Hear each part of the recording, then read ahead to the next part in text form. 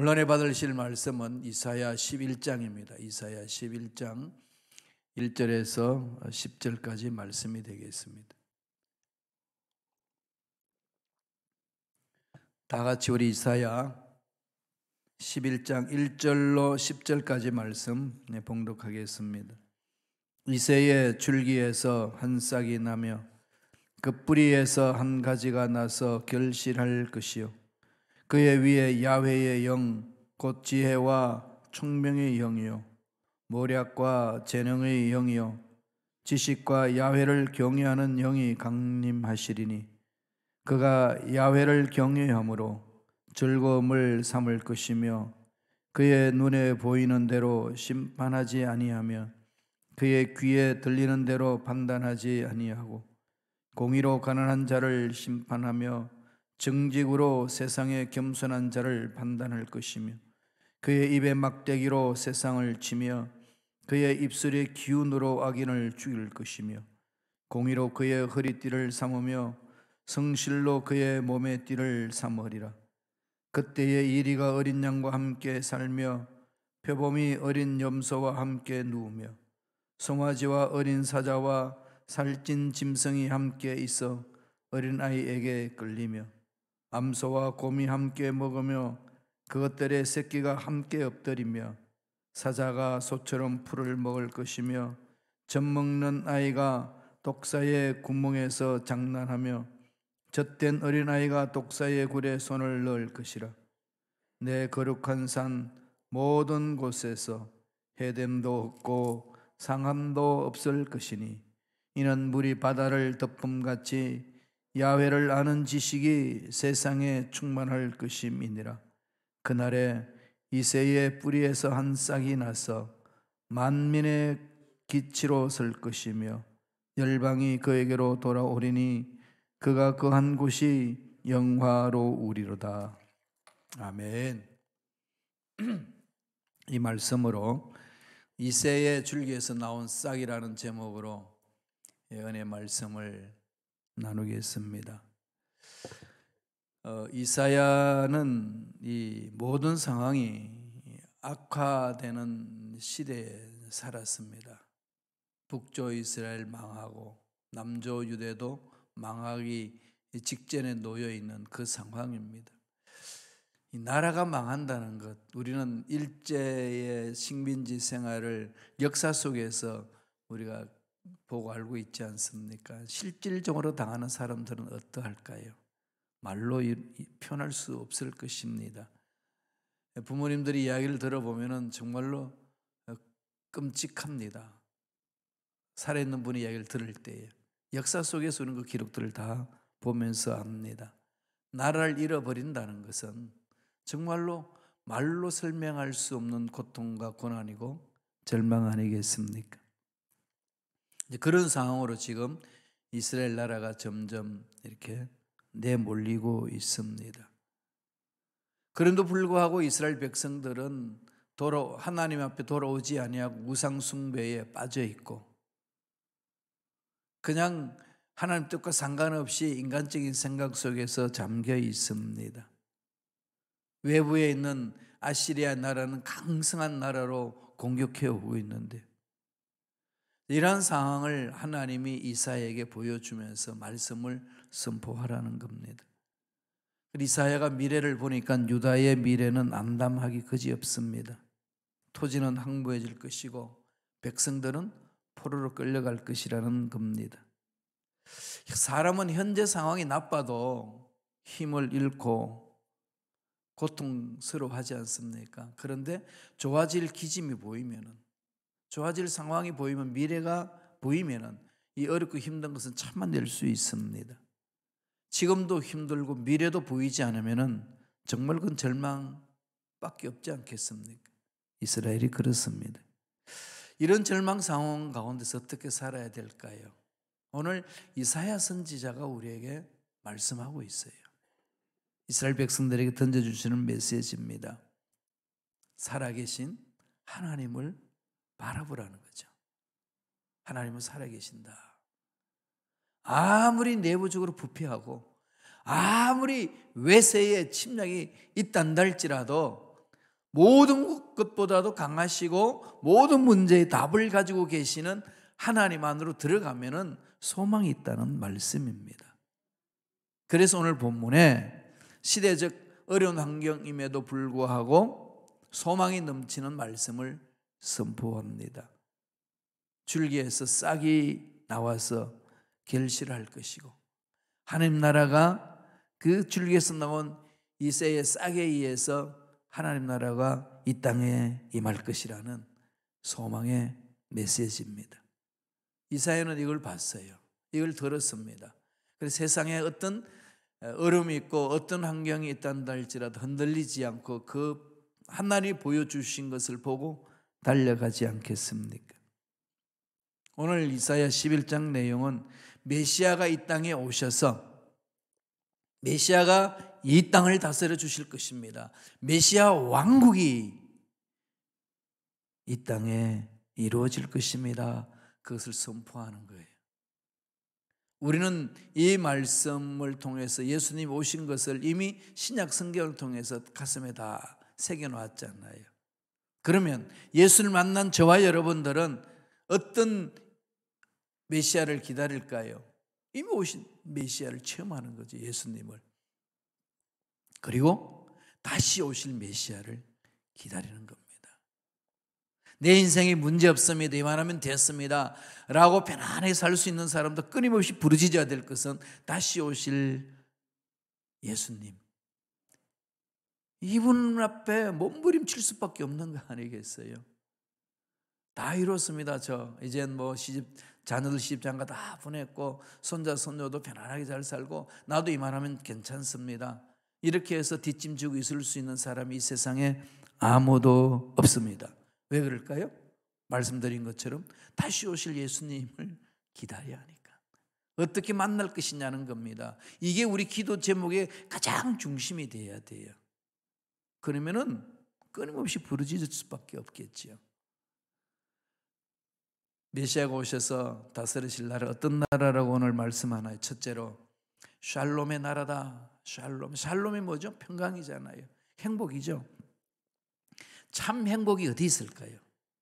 이 세상에 어딜 가도 참 행복을 못 찾습니다.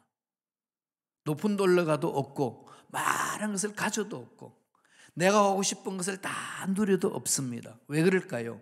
이 세상에 있는 것들은 다 없어지기 때문에 그렇습니다.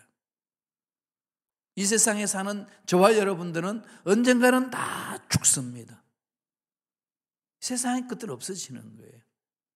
없어지는 것 속에서 행복을 찾겠다는 것은 말이 안 되지 않겠습니까? 가진 것 같은데 사라져요.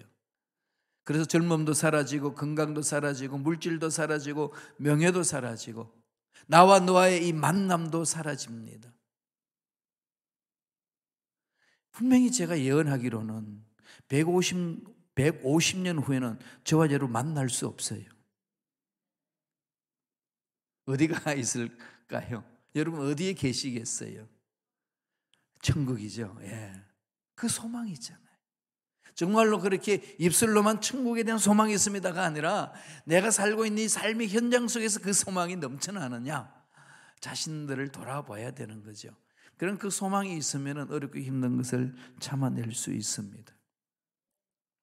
코로나19 사태로 힘들고 어렵고 옛날에는 저 혼자만 여기 강단에 서서 말씀을 선포할 때도 있었어요. 돌아오리라 돌아오리라 성도들이 돌아오리라 이렇게 많이 돌아오셨어요. 다 때가 되면 하나님은 이루어 주시는 거 아니겠습니까? 이사야서 11장 6절 보실까요? 어떻게 이루어질까요? 다 같이 읽습니다. 그때의 이리가 어린 양과 함께 살며 표범이 어린 염소와 함께 누우며 송아지와 어린 사자와 살찐 짐승이 함께 있어 어린아이에게 이끌리며 어린아이에게 끌리며 말이 되는가요? 이리는 물어 뜯지 않습니까? 어린 양을 잡아먹는 게 일입니다. 그런데 이리가 어린 양과 함께 산대요. 표범과 어린 염소가 함께 눕고 친구가 됐어. 송아지와 어린 사자와 살찐 짐승이 함께 있어 서로 물어뜯고 서로 잡아먹는 일이 없다는 겁니다. 모든 것이 또 어린아이가 이렇게 다스리는 거예요. 예. 현율이가 이 표범을 끌고 다니는 거예요. 이런 일들이 어떻게 일어나죠? 메시아가 오셔서 모든 악한 것들을 제하고 나면은 하나님이 그렇게 만드신다는 거 아니겠어요? 메시아가 오셔서 이루신다는 거. 예수님이 오셔서 이미 우리에게 그걸 선포해 주셨어요. 그래서 예수 믿는 자에게는 자녀의 권세를 주셨고, 자녀의 권세라는 것은 예수 이름으로 귀신을 쫓아낼 수 있는 권세를 말하는 것이고, 우리 육체 속에 있는 질병을 몰아낼 수 있는 권세가 있는 것을 말합니다. 7절에도 이런 말을 합니다. 7절 보실까요? 암소와 곰이 함께 먹으며 그것들의 새끼가 함께 엎드려며 사자가 소처럼 풀을 먹을 것이며, 사자는 고기를 먹고 사는데 다시금 소처럼 풀을 먹는다. 원래는 초식동물이 다 초식동물이었잖아요. 노아 홍수 이후에 육식을 허용한 거 아니겠어요? 질서가, 아담과 하와가 타락함으로써 평화로운 곳이 질서가 왜곡이 되었어요. 뒤죽박죽 다 흔들려 버렸습니다. 그래서 서로 더불어 살아가야 될 그 세상 공동체가 서로 물고 뜯고 시기하고 질투하고 쌈박질하는 공동체로 타락해 버렸습니다. 그런데 예수님이 오셔서 그것을 새롭게 회복시켜 주셨다는 것, 그렇게 하실 것이라고 예언해 놓은 겁니다. 오셔서 그런 역사 일어나고 다시 예수님이 오시면은 영원토록 우리들은 이 샬롬의 나라에서 영생을 누릴 것입니다. 그 소망이 있잖아요. 그죠? 힘들고 어려워도요, 이것만 생각하면 막 감격이 있는 거죠. 뭐 다 없어질 것 때문에 빼앗긴다 안 빼앗긴다 이것 가지고 그냥 마음 다 상하고 괴로워할 필요가 없다는 거죠. 이사야 11장 8절 다 같이 읽겠습니다.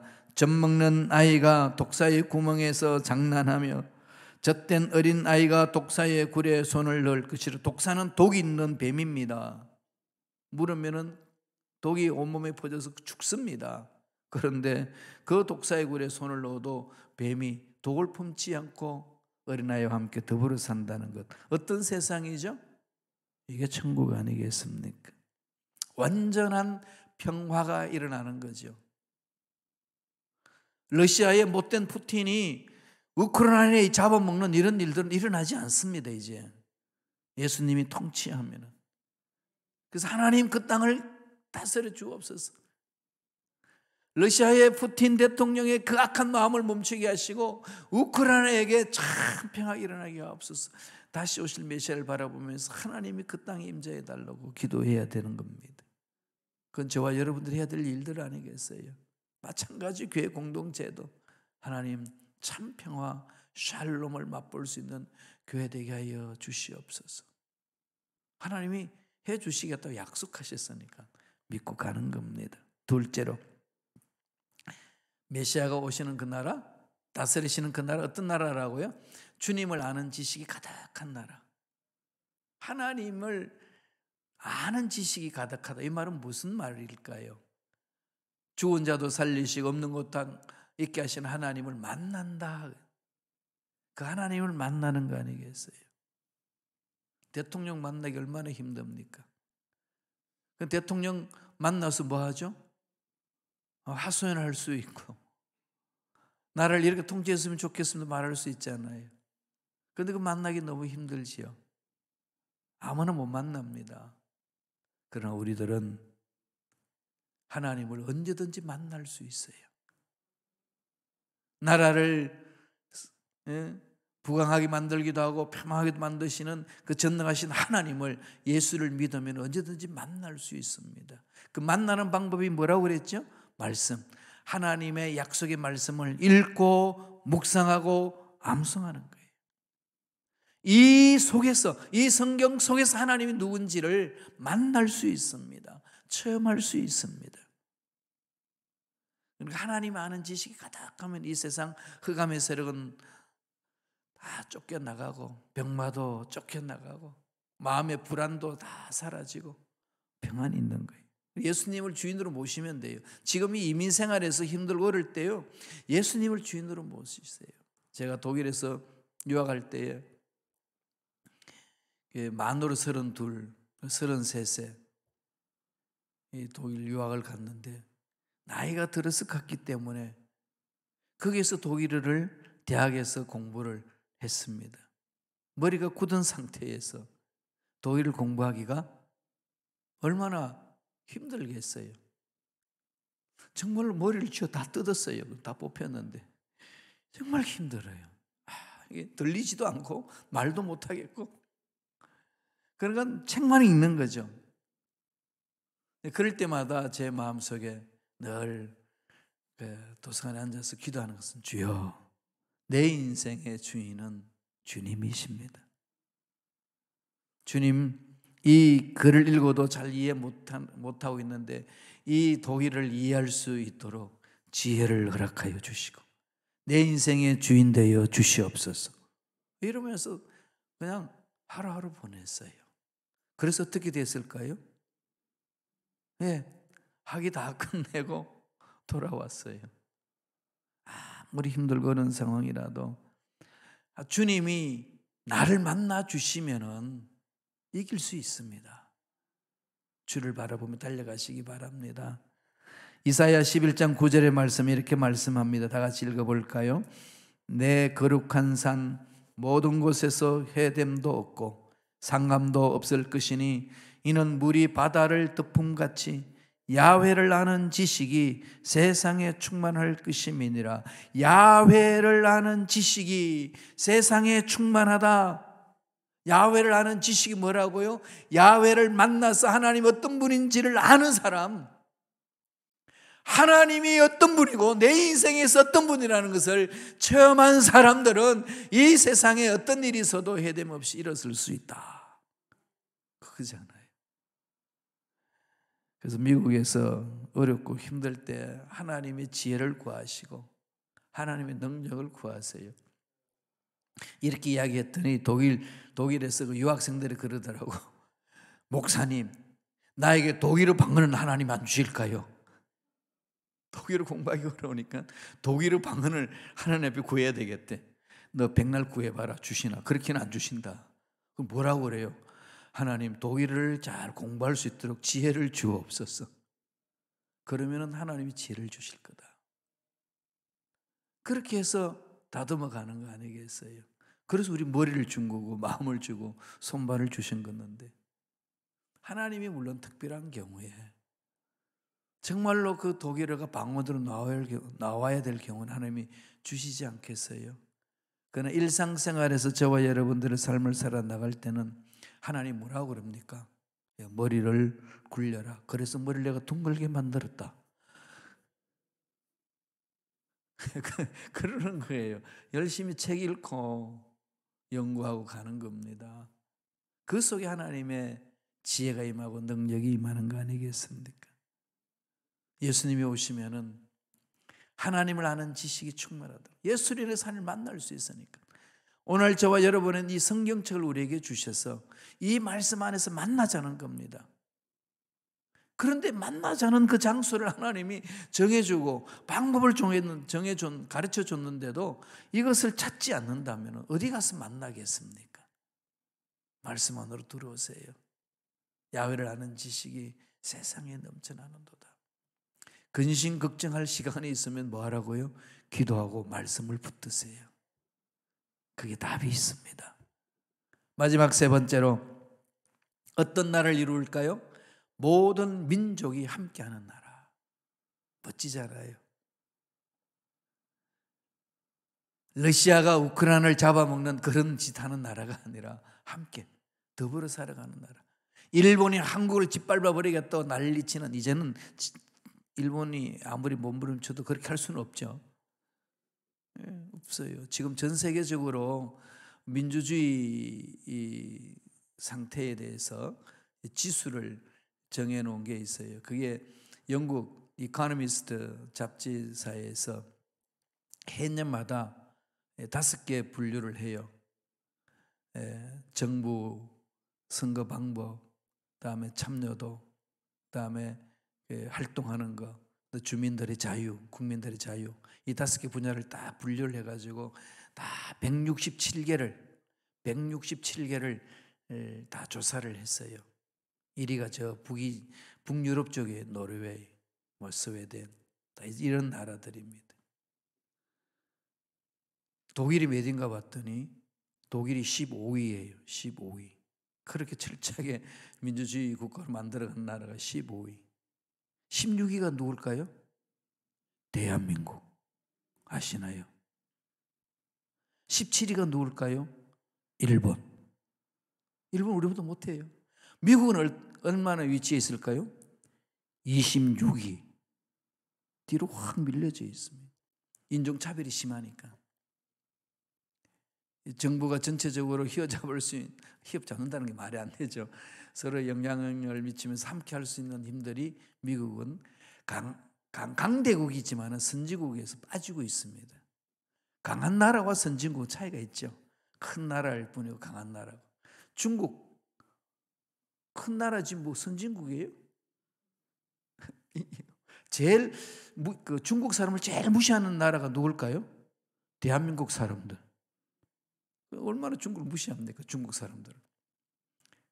그래요. 노스 코리아는 몇 위가 될까요? 165위. 항상 꼴찌였는데 미얀마와 아프가니스탄 때문에 꼴찌를 면했어요. 하나님이 함께하는 나라들은 서로 싸움박질하는 나라가 아니고 더불어가는 나라. 메시아가 이 땅을 다스릴 때에 그런 나라로 회복된다는 거죠. 우린 기도해야 되잖아요. 재림하시면, 주님이 재림하시면 다시 그 나라로 완성될 겁니다. 우리 예수님이 오셔서 우리는 그 하나님과 함께 화목하고 나와 너와 화목하고 가정과 가정끼리 화목하고 사람과 사람끼리 교회 공동체 간에 화목할 수 있는 것을 예수로 인하여서 이미 여기서 우리는 체험을 했습니다.